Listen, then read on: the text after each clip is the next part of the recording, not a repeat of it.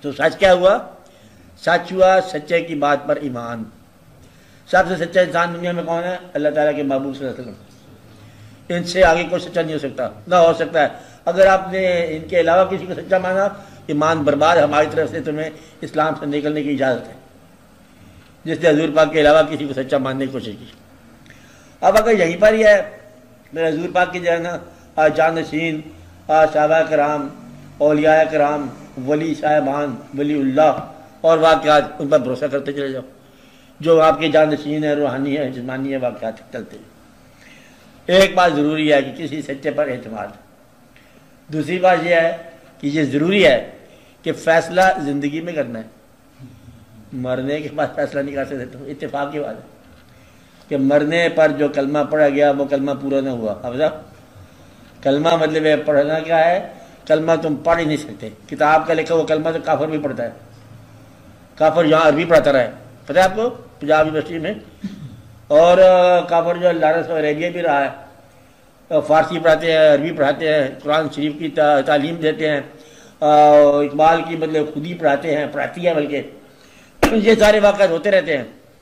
حضور اکرم پر کتابیں لکھتے ہیں کافر اور نہیں مانتے۔ تو گویا کہ کتاب میں لکھا ہوا کلمہ کہ انگریز پڑھا رہا ہے کہ جنٹلمین یہ ہے لا الہ الا اللہ محمد رسول اللہ، اس کا مطلب یہ ہے کہ ہم اللہ پر بھروسہ رکھتے ہیں کہ وہ واحد لا شریک ہے اور وہی الہ ہے اور محمد صلی اللہ علیہ وسلم کے رسول ہیں۔ اس سمجھ گئے تم لوگ؟ اچھا نو وی کنٹینیو۔ وہ کلمہ بند نہیں پڑھا۔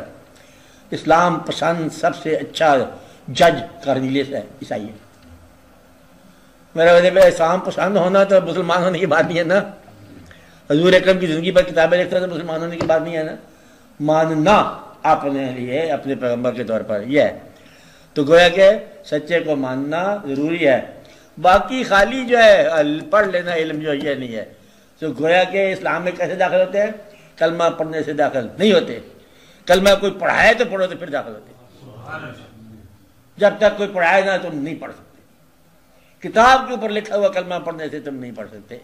اور وہ سلطان صاحب نے کہا کہ ایک ہی مصرے میں کلمہ پیر پڑھایا باہو تمہیں سدا سہاگن ہوئی۔